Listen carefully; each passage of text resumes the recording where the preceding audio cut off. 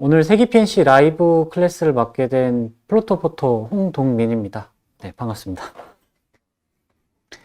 오늘 수업은 이제 남다른 시선으로 보는 자연 풍경 촬영법이라고 제가 이름 붙였는데, 사실 자연 풍경을 촬영한다기보다는 제가 촬영함에 있어서 어떤 식으로 촬영하는지 그런 알고리즘이라고 할까요? 제가 뭐 생각하면서 촬영해 나가는 것들, 이런 것들을 풍경 사진을 통해서 좀 설명드리는 시간이 될 것 같고요. 그러면서 자연스럽게 이 풍경 사진을 어떻게 촬영하는지에 대해서도 설명드릴 것 같습니다.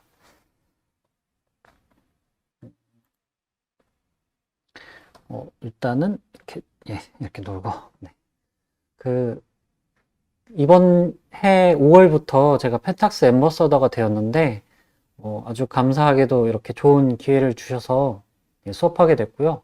여러분들한테는 제가 찍은 사진들을 이렇게 좀 설명을 드리고 또 알려드릴 수 있는 그런 영광을 가지게 돼서 참 감사드리고, 이번 수업을 통해서 여러분들도 좀 몇 가지 갖고 계셨던 궁금증이 좀 해결되셨으면 좋겠어요. 네.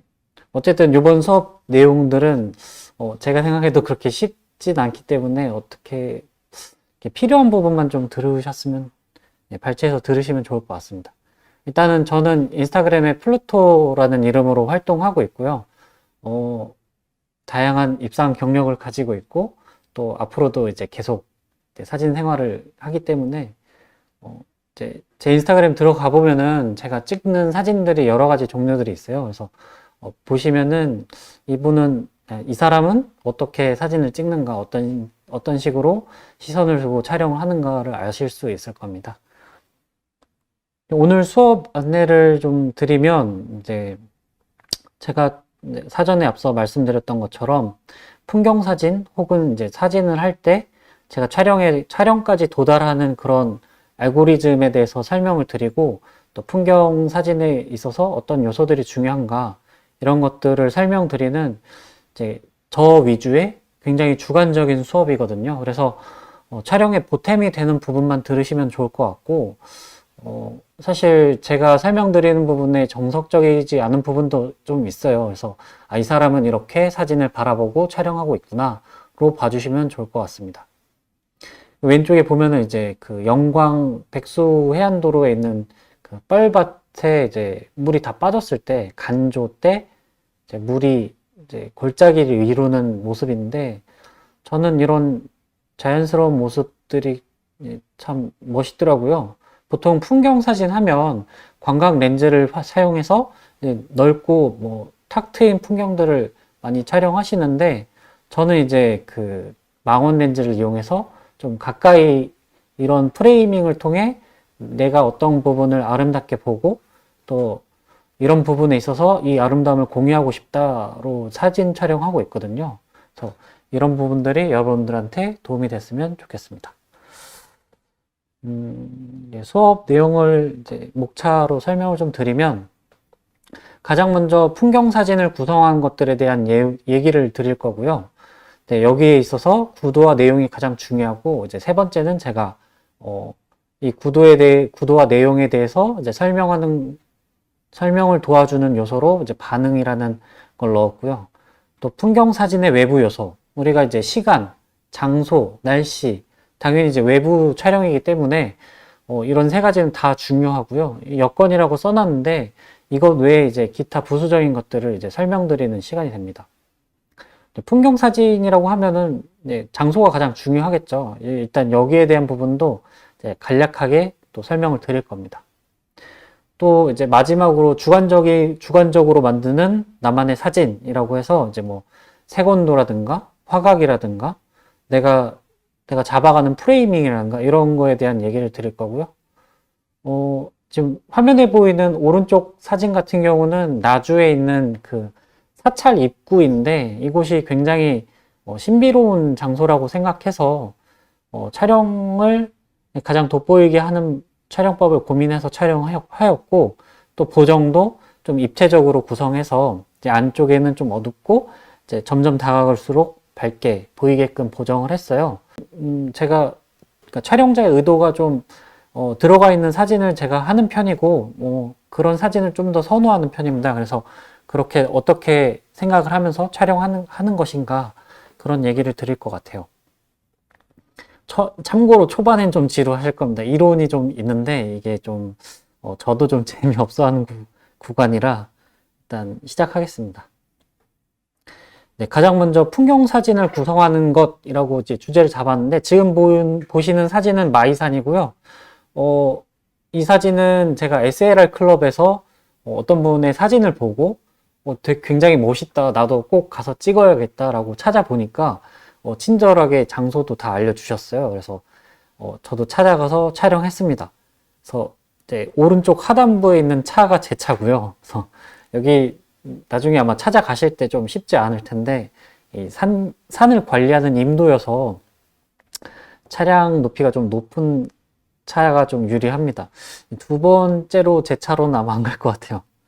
일단은 이런 풍경의 이제 일반적인 모습이죠. 가운데 주제가 있고, 아니면 부수적인 주제가 이제 3분의 1 해서 이제 우리가 일반적으로 생각하는 주제에 놓는 위치에다가 배치를 시키고, 그리고 이제 골짜기와 흘러가는 모습들, 이 산맥의 부수적인 요소들을 적절한 식으로 배분을 해서 우리가 생각하는 일반적인 풍경 사진을 촬영을 하죠.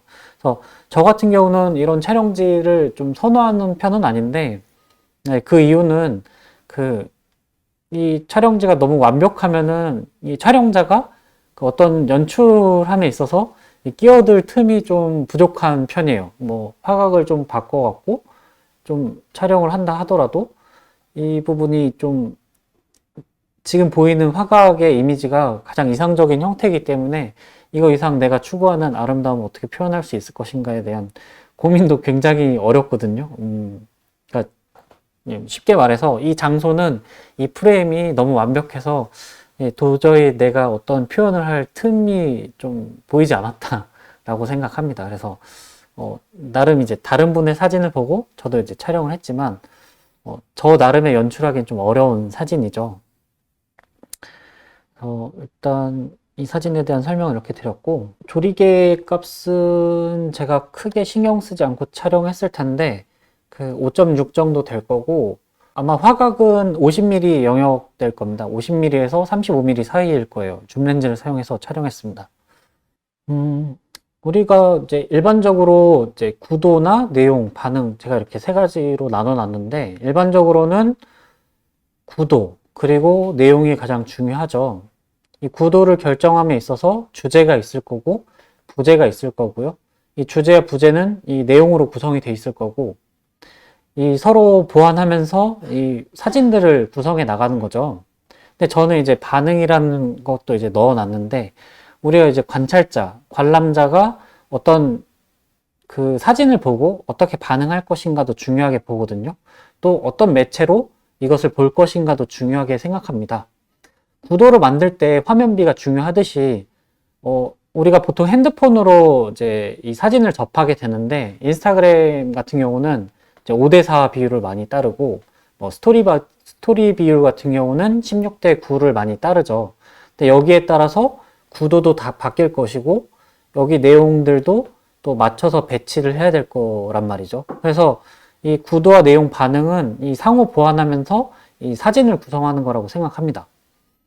이렇게 얘기하면은 좀 재미없는 내용들인데, 일단 여기 보면은 뭐 기술적인 구도로 보면 뭐 황금비, 중앙구도, 수직 수평 분할, 2대 9 분할, 여러 가지 뭐 이론적인 내용들이 있죠. 근데 다른 뭐 채널이나 아니면 다른 수업에서 많이 보실 수 있을 것 같아서 저는 좀 덜어내고 얘기를 하도록 하겠습니다. 그래서 이제 뭐 고려해야 될 상황들, 뭐 아까 앞서 설명드렸다시피 보는 사람은 어떤 사람인가? 보통 인스타그램을 많이 보는 이제 분들이라면은 좀 어리다가 그런가요? 30대가 제일 많을 것 같고, 또 30대들이 선호하는 사진들이 좀 아무래도 반응이 좋겠죠. 뭐 반응을 갈구해서 사진 찍는 건 아니겠지만 좋아요가 많으면 좋고 팔로워도 많으면 좋고, 네. 그리고 이 보는 사람들로 하여금 이 사진을 봤을 때 내가 의도한 이 사람들이 어떤 감정을 가지게끔 하는 거를 의도할 것인가, 사진을 볼 때 어떤 스토리텔링이 있을 것인가, 뭐 이런 것도 내가 사진을 구성할 때, 뭐 이제 내용을 구성할 때 중요한 그런 요소들이 되겠죠. 또 이 내용을 구성할 때 주제를 선정해서 무엇을 찍을 것인가. 좀 아까 같은 경우는 마이산을 찍을 때 마이산의 장엄한 모습을 찍어야 한다 이러면 아무래도 제가 찍은 사진보다는 날씨가 좋고 구름이 화려하고 일몰이 떨어질 때 다시 가는 게 좋겠죠. 뭐 주제를 좀 효과적으로 표현한다 하면 뭐 그 그림자라든가 아니면은 부수적인 요소들, 지금 제가 이제 보정할 때 제 차를 지우지 않은 이유는 여기에 누군가가 왔다는 걸 좀 표현하고 싶었었거든요. 근데 그런 것들, 또 뭐 이제 이런 주제와 부제들의 뭐 요소 배치에 있어서 구도의 선택적인 부분들, 이런 부분들이 주제를 강조함에 있어서 그 여러 가지 요소들이 버무러져야 좀 이상적인 풍경 사진이 된다고 봅니다. 아마 이런 부분들은 이제 사진 작업을 많이 하셨던 분들은 다 이제 알고 계시는 부분들이고요. 이렇게 작업들을 하실 건데, 제가 볼 때는 이제 제가 빨간색으로 표시해 놓은 게 있어요. 이제 감상을 부르는 요소라고 해서 균형과 긴장감이라고 이제 표현을 했는데, 제가 생각할 때는 이 사진을 구성할 때 우리가 흥미있어 하는 것은 정석에서 약간 벗어난, 흔히 말해서 삑사리의 미학이라는 표현들을 많이 하는데, 어느 정도 그 정확한 정비례한 것에서 약간은 벗어난 그런 그 감칠맛 같은 MSG 같은 그런 요소들이 있어야 그 좀 개성으로 표현이 된다고 보거든요. 그래서 이제 여러 가지를 좀 설명드리면은 아까 이제 설명드렸던 수평, 수직, 분할 사진, 뭐 5대5는 안정적이고 7대3은 세련됐고 뭐 1대9는 다이나믹하고 뭐 황금비, 그 자연에서 흔히 볼 수 있는 그런 뭐 개수들의 뭐 분할이라고 할까요? 뭐 그런 것들, 뭐 중앙구도, 중앙에 그 대상을 배치해서 편안하게 볼 수 있는 것, 뭐 비정형비는 다이나믹함, 곡선은 이제 활기와 에너지를 뜻하기 때문에 뭐 이런 것들이 뭐 사진에서 좀 더 뭐 생동감을 주고 또 좀 운동성, 에너지를 좀 표현하기도 하고요. 또 이런 사진들 좀 많이들 좋아하시죠. 그래서 그런 것에 대해서 좀 설명을 드리고, 그러니까 이제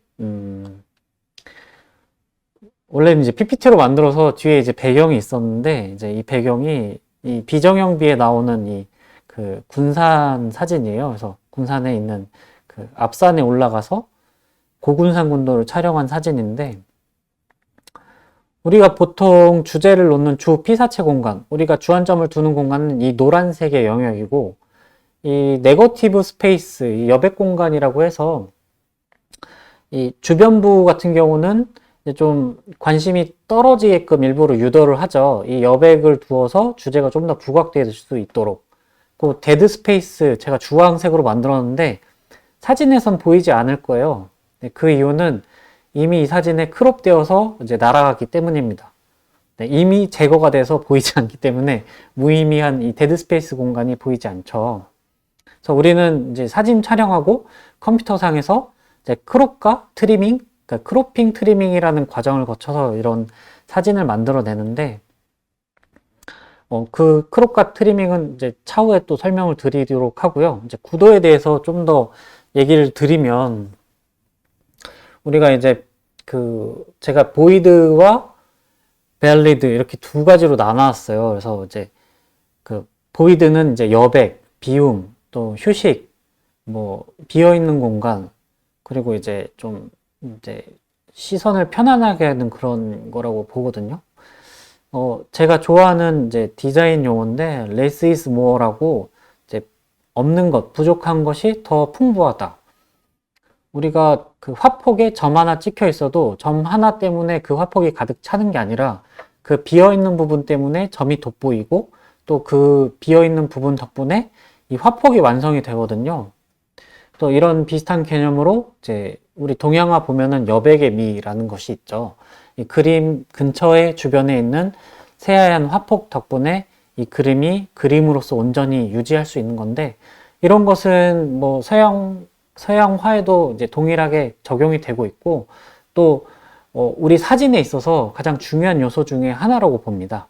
그래서 이런 여백의 부분 또 여백이 있기 때문에 이제 시선이 이동이 될 때 좀 쉬면서 심층적인 관찰이 또 가능하게끔 할 수 있는 부분이 되고요. 이 비움, 여백, 그러니까 보이드 부분 덕분에 이제 근거 있는 요소의 배치, 근거 있는 요소의 배치라고 하면은 이제 주제라든가 이제 부제 같은 이제 내용이 들어가 있는 스토리텔링이 되어 있는 컨텐츠가 있는 그런 요소들이죠. 그래서 이것들이 적절한 위치에 균형 있고 안정감 있게 배치가 되고 또 여기 이 요소가 설득력 있는 배치, 뭐 예를 들면은 뭐 바다 사진을 찍었는데 배가 한 척이 떠 있다고 하면은 당연히 바다 위에 떠 있겠죠.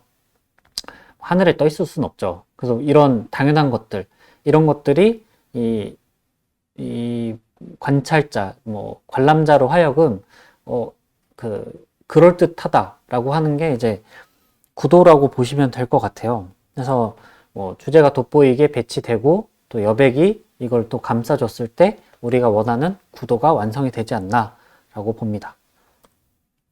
그래서 뭐 이게 구도를 만들 때 여러 가지 방법들이 있지만 그렇게 어렵지 않아요. 뭐 서서 찍으면은 왼쪽과 같은 촬영이 되고요. 앉아서 찍으면은 오른쪽과 같은 촬영이 되죠. 저는 높이가 우리가 촬영할 때 가장 중요한 요소라고 보는데 서서 찍으면은 이제 휴먼 스케일이라고 해서 사람이 찍는, 사람이 바라보는 그런 시선이 되고 이제 앉아서 찍으면은 이제 동물들이 찍는 그런 동물들이 보는 그런 시선이 되겠죠. 만약에 바닥에 바짝 붙여서 촬영했다면은 곤충이 보는 시선이 될 수 있고요. 단순하게 서 있거나 앉아 있거나 엎드렸거나 이것뿐만으로도 종족을 바꿀 수 있는 이런 그 관찰법이라고 해야 되나요?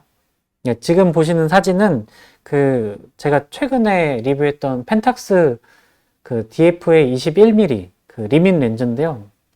그때 이제 리뷰했을 때 썼던 사진이 지금 수업하는데 좀 괜찮은 것 같아서 가져왔고, 최대 개방 사진입니다. 뭐좀 조여서 찍은지 정확하게 설정값이 기억이 안 나네요. 어쨌든 뭐 촬영 대상이 멀 때, 그리고 촬영 대상이 가까울 때, 원경의 모습과 근경의 모습이 서로 다르죠. 우리가 대상이 어디 있을 때 어떻게 사진이 구성이 되는지, 어떻게 완성이 되는지 이런 모습도 이제 확인할 수 있어요. 그래서 구도를 만들 때는 내가 어떤 대상을 어디에 배치하고 어떤 부자적인 것을 의도할 것인가를 좀 고민을 해보고 거기에 맞는 화각과 그 장소 그리고 날씨 선택 이런 것들이 필요할 겁니다.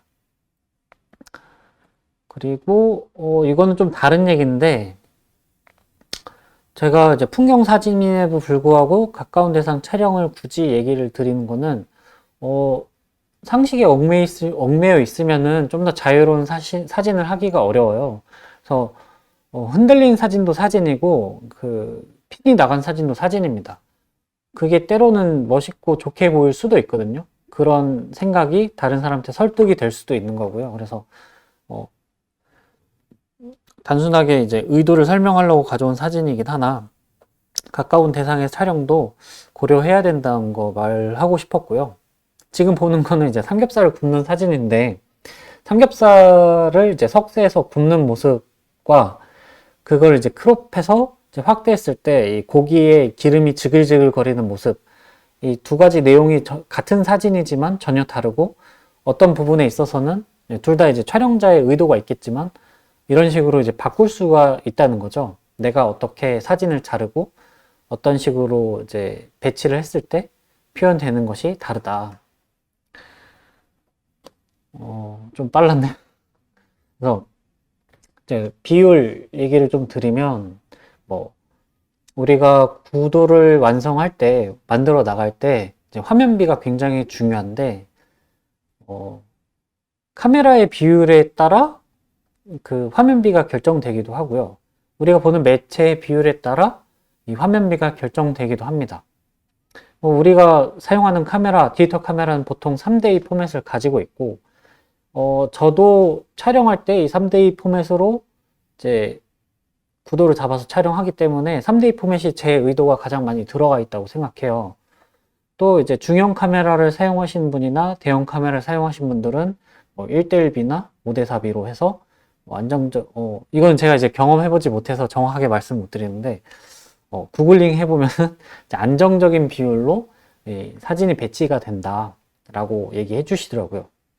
또 이제 가장 중요한 거는 제가 설명드렸던 것 중에 하나가 이제 반응이라고 설명드렸죠. 그래서 이 매체를 보는 이 관람자가 어떤 매체를 활용해서 이 사진을 볼 것인가. 나는 그 컴퓨터 모니터로 화면을 본다, 그 사진을 본다 하면은 16대 9라든가 16대 10의 그 TV와 컴퓨터에 익숙한 비율로 볼 것이고, 이렇게 양쪽으로 와이드하기 때문에 시원하고 탁 트여 있는 그런 이제 분위기로 연출이 됩니다. 또 우리가 제일 많이 하는 인스타 비율로 보면은 이제 세로로 보통 5대4비로 많이 하는데, 또 스토리로 보면은 길쭉한 형태로 16대 9로 보게 되죠.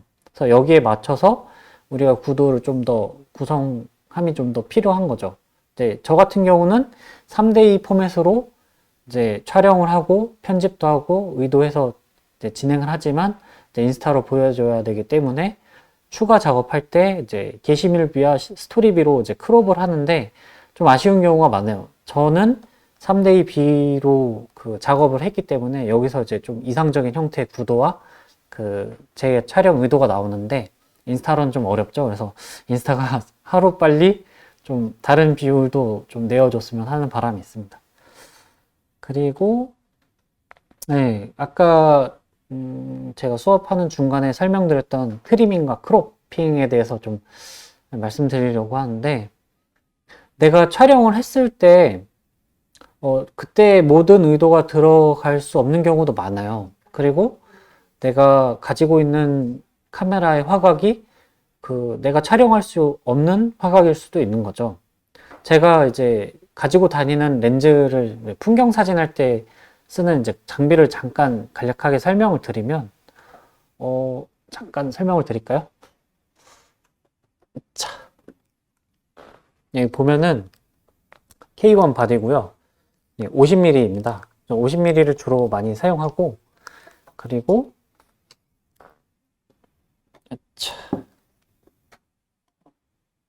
네, 여기 보면은 28105라는 줌 렌즈인데, 가변 조리개인데 3.5에서 5.6으로 되어 있는 가변 조리개거든요.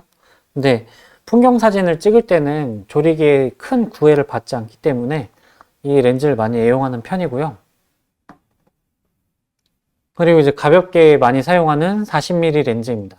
40mm XR이라는 렌즈인데 저는 굉장히 좋아하는 렌즈고요. 무척 가볍고 엄청 얇아요. 그래서 이제 가볍게 뭐 여행 다닐 때나 뭐 해외여행 갈 때도 요거 하나로 다 찍은 경험이 있어서, 뭐 풍경이든 뭐 사람이든 40mm 영역대 렌즈들, 타사도 이제 마찬가지로 40mm 영역대 렌즈들은 굉장히 작고 가볍게 만들어줘서 이렇게 좀 가벼운 렌즈도 풍경 사진 하는데 아무 지장이 없습니다. 그래서 이렇게 촬영을 했을 때, 뭐 아까 설명드린 28105 같은 경우는 최대 망원이 105mm거든요. 이 105mm로 촬영했을 때 내가 그보다 더 줌하고 싶을 때는 어쩔 수 없이 이제 크로핑이라든가 트리밍을 할 수밖에 없는 거죠. 근데 이제 그것을 이제 사진 하나의 온전한 사진으로 만들기에는 이게 시간적인 여유라든가 아니면 타이밍이라든가 그런 게 어렵기 때문에 차라리 기회 되는 대로 촬영을 먼저 하고, 그리고 이제 차후에 편집할 때 이제 트리밍과 크로핑을 활용해서 내 그 의도에 맞게끔 잘라주는 게 더 좋다고 생각합니다. 이 사진이란 거는 이제 순간의 기록이기 때문에 그 순간을 놓치면은 촬영할 수가 없잖아요. 그래서 일단 셔터가 닿을 수 있는 그 순간에는 셔터에 집중을 하고, 이제 트리밍을 통해서 뭐 트리밍과 크로핑을 통해서 이 사진을 완성해 나가는 것도 창작자의 방법이라고 생각합니다. 그래서 뭐 이렇게 설명하기 편하기 위해 나눠 놨는데요. 사실 트리밍과 크로핑은 그렇게 다른 얘기라고 생각 안 합니다. 그래서 뭐 배경 정리라든가 뭐 효과적인 비례로 변경한다든가 뭐 불필요한 요소를 제거한다든가 뭐 적절한 사이즈로 뭐 여백을 조절한다든가 뭐 이런 것들이 내가 사진을 만들어냄에 있어서 가장 중요한 작업이라고 볼 수 있는 거죠. 그래서 제가 라이트룸을 사용해서 사진을 편집할 때 어떻게 했는가를 좀 보여드리려고 스크린샷을 가져왔는데요. 지금 보시는 사진은 이제 105mm, 제가 28105 요 렌즈를 사용한다고 말씀드렸죠. 그래서 105mm로 이 원경을 찍었는데 여기서 더 크롭을 하고 싶었어요. 그래서 지금 비율도 볼 수 있는데 5대 12로 지금 비율을 제가 잘라놨는데, 네, 그 이유가 이렇게 세 장의 사진을 만들기 위해서 이렇게 이제 비율을 만들었습니다. 그래서 인스타에 올릴 거기 때문에 5대 4 비율로 세 장을 만들어서, 그래서 5대 12로 이렇게 잘랐던 거죠. 예, 지금 보시는 사진은 청소년 요트 대회 하고 있는 곳이고요. 여기가 정확하게 어디였는지 지명의 이름 기억이 안 나네요. 근데 서해였고요. 청소년 요트 대회를 하고 있는 차에 이걸 이제 의도해서 가서 찍은 게 아니라 마침 그 여행을 갔을 때 이런 행사가 있어서 너무 멋있더라고요. 뒤에 있는 이 원경도 굉장히 습한 날씨여서 좀 약간 동양화 같은 분위기를 연출해 주는 것 같아서 즐겁게 촬영했던 것입니다. 보면 이렇게 세 장의 사진이 되면은 이제 영상 용어인데 이걸 이제 그 몽타주라고 하죠. 그래서 몽타주 맞나요? 꼴라주인가? 정확하게 네, 단어가 기억이 안 나는데 이런 연속된 이미지가 하나의 그 흐름을 만들어서 어떤 표현이 되기도 하고요. 그래서 하나의 사진으로 만드는 뭐 방법도 있으나 이렇게 세 장을 만들어서 연결되게끔 만들어 주는 것도 하나의 표현법이라고 볼 수 있습니다. 그래서 이제 풍경 사진의 외부 요소를 설명드릴 건데, 지금 보는 사진은 일몰빛이긴 한데 지금 보는 것처럼 황금빛으로 부서지는 건 아니었어요. 제가 이제 색온도를 조금 조절을 해서 조금만 슬라이드를 옮겨도 이렇게 황금빛이 되더라고요. 그래서 이렇게 부서지는 가운데 이 배의 색을 온전히 나오게 할 수도 있었으나 이 황금빛에 대비되게 이제 오히려 더 까맣게 만들면은 좀 더 도드라지겠다라고 생각해서 이렇게 만들었고요. 물론 이제 촬영할 때도 이렇게 만들어야겠다라고 생각하면서 촬영을 했어요. 마침 이날은 미세먼지 농도가 위험에 속하는 아주 시야가 좋지 않은 날씨여서 이 뒤에 있는 이 나무들이 선명하게 보였다면은 이런 분위기가 아니었을 겁니다. 근데 오히려 나쁜 날씨가 이렇게 사진 만들어 주는데 효과적인 표현 방법이 되었던 거죠. 뒤에 있는 그 뿌연 그 나무 사이가 나무들이 디테일이 이제 잘 보이진 않지만 남아 있어요. 이런 것들이 마치 병풍 같다고 생각을 했고 이 바닥에 있는 이 바다가 아니라 이제 저수지거든요. 저수지가 반짝반짝 거리는 이 윤술이 그 마치 그 황금 같이 보였거든요. 이 뿌연 황사와 이 물의 황금이 정말 그 뭐랄까, 물론 이제 현장에서는 이런 황금빛이 아니라 그냥 흐리멍텅하고 뿌였지만 이거 조금만 바꾸면 되겠는데 라는 생각이 들어서 이제 촬영하고 집에 와서 이렇게 수정해 봤습니다. 그래서 우리가 풍경 사진에서 이제 영향을 미치는 여러 가지들이 이제 날씨가 있겠죠.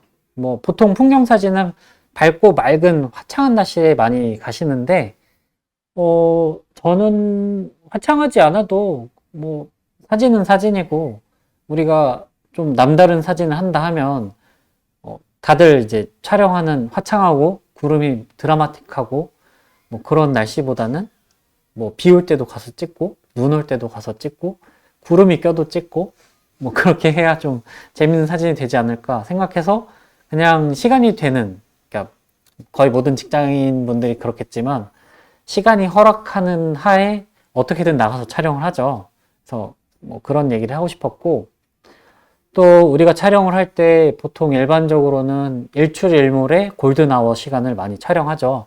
인물 촬영할 때도 마찬가지고 또 풍경 촬영할 때도 마찬가지고요. 그때 이제 그림자라든가 뭐 색온도라든가 여러 가지 드라마틱한 표현이 가능해서 그때 많이들 촬영하시는데 이제 골든아워 지나고 블루아워도 있는데 블루아워 시간은 또 많은 분들이 촬영을 잘 안 하시더라고요. 그래서 블루아워도 좀 독특한 시간이고, 또 저 같은 경우는 별 사진을 하기 때문에 깊은 밤에 나가서 촬영을 하죠. 그 일반적으로 카메라는 그 빛을 담는 기계인데 이 별빛까지 담기 위해서 이제 나가는 그런. 근데 또 요즘 별 사진이 유행이더라고요. 그래서 많은 분들이 밤에 나가서 촬영하시는 거 보고 좀 신기한 생각이 좀 들었습니다. 이 밤에 특히나 촬영지 가면은 갈 때까지는 차가 없었는데 도착하면은 바글바글 하거든요. 그런 게 좀 신기했어요. 그리고 또 장소를 드리면, 장소 얘기를 하면은 우리가 지금 얘기하는 게 풍경 사진이기 때문에 인물 사진도 마찬가지지만 그 대상이 80% 정도 한다고 보거든요. 인물 사진의 80% 당연히 인물이고요. 풍경 사진의 80% 당연히 장소입니다. 해서 뭐 바다와 강의 풍경들, 거기에는 뭐 습도가 어떨 거고, 뭐 환경이 어떨 거고, 뭐 산과 고산지대의 모습들, 그리고 뭐 수풀이 우거진 습지, 이게 굳이 제가 넣은 건데 저는 약간 이 수풀이 우거진 습지를 좋아하거든요. 우리가 아는 유명한 촬영지나 뭐 강이나 고산지대 같은 경우는 그런 특정적인 촬영지, 그러니까 유명한 곳 같은 경우는 워낙 많은 분들이 촬영을 하셨고, 또 촬영지 가면은 또 많은 분들이 또 계시고, 또 하다 보니까 남들 안 가는 데가 어디 있을까 보다 보면은 운전하고 돌아다니다 보면은 여기 되게 재밌다 하는 곳이 습지였어요. 습지에 그 촬영한 것들도 좀 보여드리고, 예, 그렇게 하도록 하겠습니다. 뭐 그런 것들이 있을 거고, 또 우리가 풍경 사진을 찍으면은 또 사람이 담기는가, 담기지 않는가, 주변 환경이 어떤가 정말 중요하거든요. 그래서 제가 굳이 사람을 넣은 게, 다들 아마 이걸 좋아하실 거예요. 사람 없이 조용한 곳, 내가 나만의 작업을 할 수 있는 곳. 근데 이런 곳을 찾으려면은 일단 유명하지 않은 촬영지여야 되고, 발품을 많이 찾고, 이제 답사도 가고, 또 주변 분들한테도 많이 들어야 되죠. 네, 그렇게 해서 찾아서 가는 방법이 있고, 이제 최대한 품을 줄인다고 하면은 그 유명한 촬영 포인트를 찾아가는 거죠. 제일 줄이는 방법입니다. 하지만 이제 막상 도착했을 때 내가 이상적으로 촬영할 수 있는 촬영 포인트에서 촬영하지 못하고 주변을 서성이다가 이제 한 기퉁이에서 촬영하는 자신을 발견하게 될 수도 있습니다. 좀 개인적으로 이걸 좀 좋아하지 않은 편이라 되도록이면은 차라리 유명하지 않고 뭐 그렇게 좀 예쁘지 않더라도 내가 프레이밍해서 만들 수 있는 촬영지를 좀 선호하는 편이에요. 그리고 이제 이것과는 다르게 정말 리얼하게 관광지라 프레임에 사람이 엄청 많은 곳들이 있어요. 이런 곳을 촬영하려면 보통 아침 일찍 새벽같이 일어나서 가시든가 뭐 사람이 없을 복불복을 잘 찾아서 가시는 경우가 있겠죠. 근데 이제 뭐 네 번째로 꼽아놓은 거는 보통 이제 뭐 도시 풍경 사진 하면은 이제 촬영지가 보통 이렇게 되는데 어차피 프레임에 사람이 들어가는 곳이고 이 촬영하는데 아무 문제가 없는 곳, 이 사람 자체가 풍경이 되는 곳은 아무 지장이 없겠죠. 해서 이 네 가지의 뭐 각자 어떤 선택에 따라서 촬영지를 고르고 이 시간을 고르고 날씨를 고르고 이 사람에 대한 요소를 골라서 풍경 사진을 할 건데 제가 어떻게 촬영지 하나를 보여드리면서 좀 설명을 해드릴 거예요. 지금 보시는 사진은 한 장소에서 촬영한 거고요. 여기는 이제 영광 백수 풍력발전소라는 곳인데, 제가 여기는 좀 자주 갑니다. 차가 들어가기 쉽고요. 이제 내리자마자 바로 촬영을 할 수가 있고, 일단 주변에 아무도 없어요. 그 풍력발전기 소리도 요란하기도 한데, 뭐 염전이라든가, 뭐 또 사람이 없다 보니까 뭐 새도 많고요. 그래서 재밌는 촬영 할 수도 있고, 그 뻘밭의 자연 풍경이라든가 이런 것도 참 재밌거든요. 갯골의 형태라든가 그런 것들 촬영하러 가끔씩 갑니다. 그래서 왼쪽에 보이는 거는 일몰 사진, 오른쪽에 보이는 건 월몰 사진이죠. 이 두 사진은 같은 날 촬영했고요. 여기에 대한 설명도 이제 다음 페이지에 아마 설명을 드릴 건데, 이날 같은 경우는 일몰 후 그 30분 뒤에 월몰이 되는 날이었고요. 그 해가 떨어지는 방향과 달이 떨어지는 방향이 같은 날이었어요. 다시 말해서 다시 오기 어려운 하루였죠. 제가 이날을 3달 전부터 촬영하러 가야지 하고 잡아놨던 날입니다. 그래서 일단 날짜를 잡아놓고 장소를 어떻게 할 것인가, 이 해가 떨어질 때 무엇을 걸 건가 고민을 좀 하다가 좀 재밌게 걸리는 데가 어디 있을까 주변 이제 저한테 카메라 알려주신 분한테 여쭤봤더니 패등대가 되게 재밌는 곳이 있어서 한번 거기 가보자 해서 가서 촬영한 거고요. 패등대가 일몰 라인에 걸치고 또 월몰 라인에도 걸치고 또 이 장소는 또 사람도 없고 촬영 계산하기도 쉽고 아주 이상적인 그런 촬영 장소인데 단점이 있었어요. 그날 또 미세먼지가 어마어마해서 또 습도도 엄청 높았고요. 그 전날 또 비가 왔어요. 그래서 해가 안 보일 수도 있겠다라는 걱정을 하면서 이제 운전해서 갔는데 다행히 이 정도까지는 보였어요. 지금 패등대 바로 위까지는 이제 보였으나 저 밑으로 내려가면서 이제 바로 숨어버렸죠. 다행히 그래도 촬영을 한 게 용한 날씨였습니다. 그래서 이제 제가 어떻게 촬영을 했는지 시뮬레이션을 보여드리려고 이렇게 했는데요. 일단은 가장 먼저 이제 그 촬영지를 한번 확인을 해봐요. 여기 같은 경우는 여기가 이제 백수 풍력발전소가 있는 곳이고, 제가 촬영했던 촬영지는 이곳 주변입니다. 이곳 주변이라고 설명드린 거는 해가 떨어지면서 해의 위치가 계속 바뀌기 때문에 삼각대를 들고 계속 움직여야 돼요. 그래서 차량 주차를 여기 이제 이 귀퉁이 부분에 이제 하고 움직이면서 촬영을 했던 것이죠.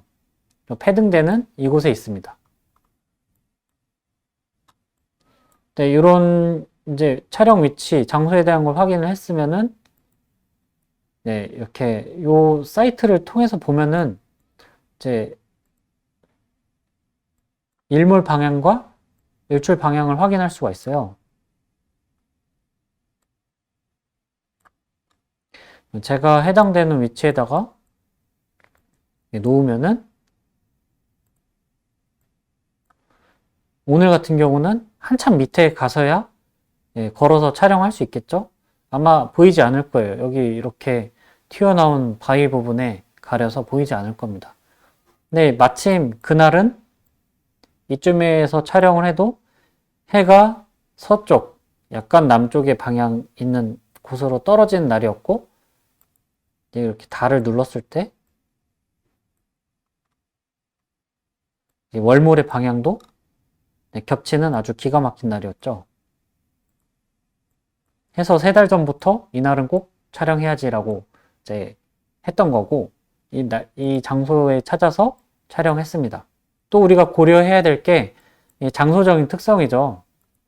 이렇게 뭐 바다타임닷컴이라는 것을 통해서 물때를 확인해야 됩니다.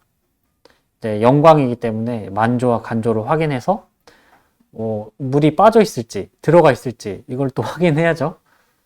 근데 이제 저 같은 경우는 물이 차 있든 차 있지 않든 그게 중요하지 않았어요. 이 날이 다시 오기 어려운 걸 잘 알고 있기 때문에 일단 가서 촬영해야 돼서 촬영했고요. 또 제가 인스타그램 일부러 켰는데 남들은 어떻게 찍는지도 확인하는 게 중요하겠죠. 좀 독특하게 찍고 싶으니까 영광, 백수, 풍력 발전소를 하면은 영탁이 나오네요. 발전소 안 나오네요. 로그인이 안 돼서 안 나올 수도 있습니다. 어쨌든 이렇게 다른 분들이 어떻게 찍었는지도 확인해보고 이제 마지막으로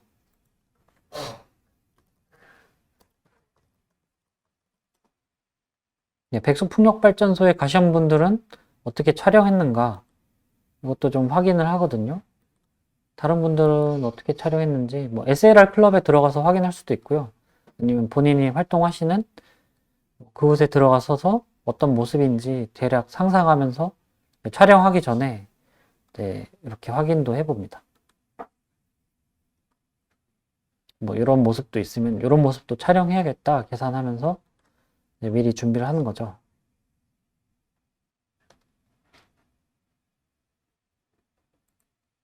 이런 방식으로 보통 촬영을 하고요.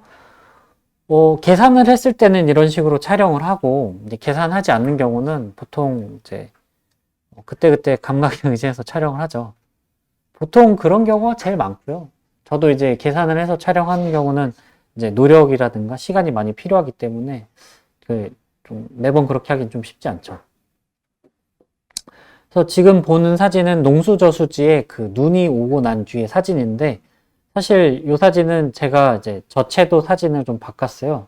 채도를 좀 낮춰서 약간 그레이스케일 이제 흑백 분위기가 나는 사진이었으면 좋겠다라는 생각을 했고 또 색을 좀 줄이면은 이 흰색 눈에 대한 포커싱이 좀 더 도드라지지 않을까라고 생각을 했어요.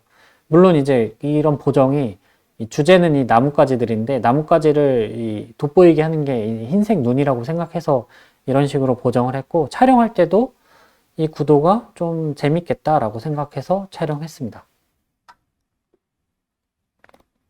그래서 이제 주관적으로 만든 나만의 사진, 내 사진 개성은 어떻게 만들 것인가? 사실 저는 요 2가지 키워드가 가장 중요하다고 생각해요. 균형 있는 사진, 뭐 구도가 정비례하고 논리적으로 맞는 사진이고 이 소재의 속성이 온전히 그 사진에 맞는 것이라고 봐야 되는 그런 자연스러운 것들, 이게 이제 균형이라고 보는데, 이 긴장감은 그것과는 조금 다른 거거든요. 어떻게 보면 제가 처음에 수업 들어갈 때 설명드렸던 것처럼 이 감칠맛 같은 것인데, 이게 어느 정도 조금 틀려줘야 호기심이 생기거든요. 이 사람은 왜 이렇게 배치를 했을까? 이 사람은 왜 이렇게 세상을 보는 것일까? 라는 이제 물음표가 뜨면서 이 사진을 좀 더 재밌게 보게 될 수 있는 거죠. 그래서 이런 식으로 볼 수 있고요. 또 이제 어떤 소재라든가 장소가 좀 엉뚱하게 있으면 이제 흥미를 유발하게 될 수 있는 것들이죠. 그래서 이런 긴장감들이 어느 정도는 필요하다고 봅니다. 저는 비율상으로는 한 95대 5% 정도로 보고, 뭐 좀 과하게 긴장감을 준다고 하면은 뭐 85대 15%요 정도로 보고 있어요. 이건 이제 같은 얘기죠. 정비례와 의외성. 뭐 이렇게라고도 볼 수 있고, 어, 이게 좀 어려운가요? 네, 그래서 그 예컨대 다른 세계 표현, 뭐 다른 선에서 완곡점, 다른 시선에서 관찰, 뭐 이렇게 좀 어떻게 보면은 다른 시선으로 보려고 하는 노력들이라고 생각하거든요. 뭐 제가 이제 어떻게 봤는지 또 보여드리면은, 지금 보는 이제 사진은 국사봉이라는 곳인데, 국사봉 사진들은 보통 일반적으로 그 풍경 사진으로 이제 좀, 이것도 이제 망원으로 많이들 촬영하시고 장노출로 많이 촬영하세요. 그래서 이 흘러가는 폭포수 같은 그런 흘러가는 모습들로 많이 촬영을 하시는데, 저는 그 모습 외에도 이 꿈틀대는 움직임이 굉장히 매력적으로 생각했거든요. 그래서 이런 거를 촬영을 했고, 또 비율을 일부러 좀 다이나믹하게 위아래로 길게 찢었어요. 근데 그렇게 한 이유가, 그때 이 풍경 그 장소에 도착해서 이 장대한 장면을 볼 때, 그 보시면은 약간 동양화 화폭이라고 생각을 했어요. 그래서 뭐 이것들이 좀 뭐랄까 연속적으로 이제 배치되었을 때 그 병풍 같은 그런 느낌이지 않을까라고 해서 이렇게 편집을 했고, 이 하나하나 봐도 굉장히 독특하고 재밌는 분위기가 나오거든요. 근데 이제 인스타로 줄이다 보니까 제가 원하는 사진이 안 돼서, 그래서 인스타에서 볼 땐 좀 아쉽죠. 이제 비율로 좀 다른 색다른 분위기로 만든 거라서. 그리고 네, 이 사진은 이제 제가 그 제주도에서 이제 목포까지 배를 타고 가는데 마침 일몰 시간이어서, 그때 이제 해무가 자욱했거든요. 해무가 뭐 파도처럼 넘실대는 와중에 해가 떨어지니까 이 해 그림자가 이렇게 좀 독특하게 지더라고요. 이 섬도 뭔가 그 팔광 같은 느낌으로다가 아주 재밌는 분위기여서. 근데 이거를 그 제가 어디 뭐 다큐멘터리 보니까 그 외계는 대기의 공기의 성분도 다르고 이 빛깔도 달라서 우리가 보는 그 일반적인 풍경과 다를 수 있다. 태양은 노랗거나 파랄 수도 있고, 대기는 파랄 수도 있고, 초록색일 수도 있고. 근데 이런 거에 생각이 갑자기 나서 외계로 한번 만들어 보자 해서 이제 좀 이제 색온도를 좀 만져서 이렇게 파랗게 만들었습니다. 그렇게 보정이 어렵진 않아요. 그냥 그라데이션 툴로 이제 아예 좀 바짝 당겨서 파란색 색온도로 만들고, 색이 부족하니까 하나 더 만들어서 파란색 색온도로 만들고 해서 강제로 파랗게 만든 거죠. 그래서 이런 것도 굉장히 재밌다라고 생각했고요. 참고로 필터는 사용하지 않습니다. 제가 ND 필터나 뭐 CPL 필터나 이런 거 사용하지 않고 그냥 촬영해요. 사실 이유는 없습니다. 그 ND 필터는 잘 이렇게 손에 가지 않더라고요. 장노출 하기보다는 여러 컷을 찍는 걸 더 좋아해서. 그리고 이제 다른 화각으로 내가 보는 시선을 좀 조절을 할 수도 있죠. 제가 풍경 사진 할 때 150, 450이라는 그 펜탁스 줌 렌즈를 가지고 다니는데, 그 이유가 이런 것들이에요. 그 넓게 바라봤을 때 이 모습들이 다르고, 이렇게 가까이 들어갔을 때 모습들이 또 다르거든요. 물론 이제 가까이 다가갔을 때는 내가 바라보는 어떤 의도한 그 구도를 좀 더 만들기가 쉬워서인 이유도 있습니다. 그래서 저 같은 경우는 이렇게 탁 트인 망원보다는 이제 줌한 이런 탁 트인 광각보다는 이제 망원 영역을 좀 더 좋아하는 편이고요. 아니면은 표준 영역으로 많이 촬영을 합니다. 그러니까 50mm도 많이 찍어요. 이제 풍경 사진 얘기하는데 왜 접사를 갖고 왔느냐라고 하실 수도 있는데, 이런 식의 관찰도 필요하다라는 걸 말씀드리고 싶었어요. 저는 이런 머티리얼 사진도 좋아하거든요. 이제 재질 사진이라고 하는데, 뭐 그냥 돌 껍질만 찍는다든가, 아니면 나무 태만 찍는다든가, 뭐 잎사귀만 찍는다든가, 뭐 마크로 렌즈로 잎사귀에 있는 이제 갈라져 있는 모습들을 찍는다든가, 이런 여러 가지 관찰도 이제 궁극적으로는 내가 사진 촬영하는데 도움이 되고, 또 풍경 촬영을 하는데 이런 요소들이 반영이 될 수도 있는 거거든요. 그래서 어디 갔을 땐 항상 뭐 내가 풍경 사진 촬영하러 갔으니까 풍경만 찍어야지 라기보다는 발길 닿는 대로, 손가락이 닿는 대로 촬영해보는 게 좋은 것 같습니다.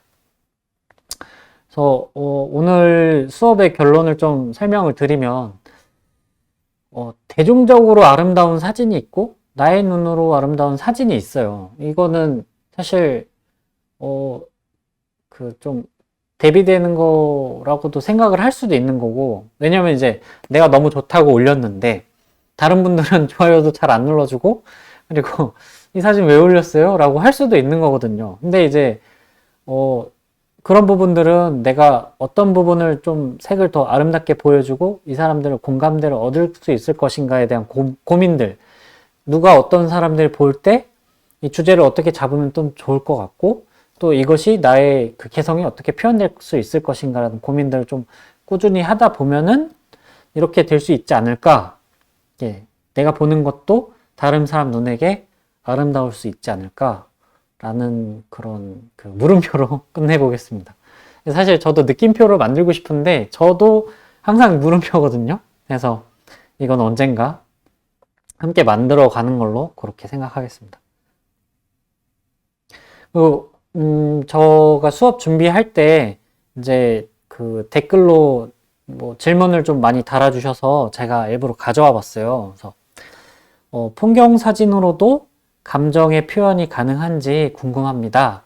가능하면 어떻게 촬영한 게 좋을까요? 라고 물어보셨는데, 감정의 표현은 굉장히 어렵다고 생각해요. 그러니까, 우리가 단순하게 미술적으로 감정 표현하는 것조차 좀 어렵거든요. 예를 들어서, 기쁨과 슬픔, 우울, 좌절, 행복, 이런 불투명하고 정확한 구체적인 형상이 없는 것들은 그걸 대체하는 걸로 표현을 하기 마련인데, 보통 이것을 대체하는 것은 사람의 얼굴이거든요.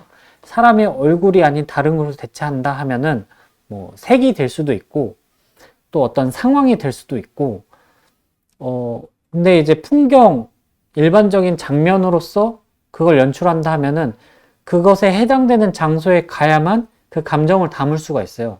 그래서 보도사진이라든가 아니면은 그런 뭐 어려운 상황에 처해진 장소에 가서 촬영을 해야 되는 게 맞고요. 저 같은 경우는 좀 뭔가 얽매여 있거나 좀 감정적으로 차분해 있지만 뭐 좌절을 하는 그런 감정적인 촬영을 하고 싶어서 뭐 폐공장이라든가 뭐 폐건물을 좀 가서 촬영하는 편인데, 그런 식으로 감정의 표현이 되는 장소에 찾아가서 촬영을 해야 가장 그래도 근접한 촬영이 가능합니다. 그리고 제가 촬영을 할 때 저런 멋있는 장소 어떻게 촬영하는지 궁금합니다 라고 하셨는데, 다른 분과 똑같아요. 저도 열심히 구글링하고 네이버지도, 다음지도, 로드뷰 찾아보고 다른 분들 어떻게 찍었는지 검색해보고요. 또 주변 지인분들한테 어느 곳 멋있는 데 있으면은 나한테 알려달라. 내가 꼭 거기서 촬영해보겠다. 이거는 이제 촬영하시는 분들한테만 말하는 게 아니거든요. 주변에 계시는 분들 전부에게 물어봐요. 뭐 부동산 하시는 분들 아니면은 뭐 은행원한테 물어보기도 하고, 전부 물어봐서 멋있는 데 있으면 알려달라. 나 촬영해야 된다. 이렇게 발품을 팔아야 내가 원하는 촬영을 할 수가 있습니다. 네, 이렇게 제가 준비한 내용은 이제 마무리됐고요. 뭐, 사실 조금 더 설명드릴 수 있는 걸 준비하긴 했는데, 시간적 여유가 조금 부족할 것 같아서, 어, 네, 질문 몇 가지 더 받고 할까요? 질문 주시면은 제가 채팅창 읽고 질문 드릴게요. 지금 써주시면은 한번 읽어보겠습니다. 2470 또 28105 렌즈 혹은 다른 렌즈를 풍경 사진할 때 단 하나의 렌즈를 가져가야 한다면 어떤 렌즈가 좋겠냐고 물어보시면은 어, 저 개인적으로는 이 그 자연이라든가 풍경 사진함에 있어서 음, 정말 준비를 해서 이상적인 형태의 해상도를 구현하는 그런 뭐 단렌즈가 좋을 수도 있겠죠. 하지만 여러 가지 화각과 상황을 고려했을 때 슈퍼 줌렌즈가 아무래도 좀 편하지 않나. 뭐 슈퍼 줌렌즈가 이제 넓은 화각을 포함하고 있으니까요. 근데 이제 펜탁스로 하면은 좀 이제 크롭 렌즈의 그런 슈퍼 줌렌즈군이 있을 거고, 저 같은 경우는 2470보다는 2810을 쓸 것 같아요. 더 가볍고, 또 이 친구가 조리개를 살짝만 조이면은 상당한 해상력을 보여주기 때문에, 또 풍경 사진을 할 때 조리개가 중요한 사진을 하진 않잖아요. 만약에 조리개가 필요한 사진을 한다 하면은 주로 사용하는 이제 50mm, 50.4 렌즈를 사용할 것 같습니다. 사진 생활 하는 중에 가장 만족스러운 사진 있으신가요? 내일 공개합니다. 내일 보시면은 아실 수 있어요. 참고로 내일 제가 프리셋을 몇 개 또 드릴 거예요. 그래서 내일 보시면은 아주 좋은 시간이 될 수 있을 겁니다. 그리고 혼자 야산에 들어갔을 때 아침까지 기다린 경우가 있나요?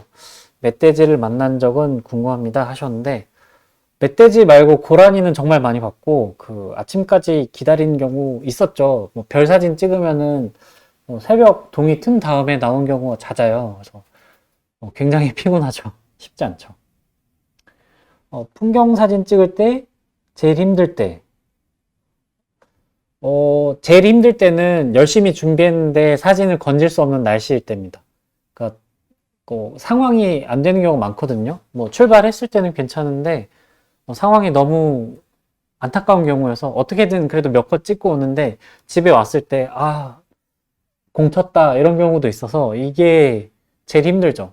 그냥 육체적으로 힘들거나 정신적으로 힘든 거는 어떻게 넘어가는데 이제 공을 공쳤다라는 표현이 될 정도로 건진 사진이 없을 때가 제일 힘든 것 같습니다. 일단 질문이 다 끝난 것 같죠? 뭐 더 질문 없으면 여기까지 할게요. 사실 더 설명드릴 걸 좀 준비하긴 했는데 일단은 내일 프리셋이랑 다른 설명도 좀 드리는 걸로. 네. 재밌으셨는지 모르겠네요. 네, 이렇게 마무리할까요? 네, 수업 들으셔서 감사합니다.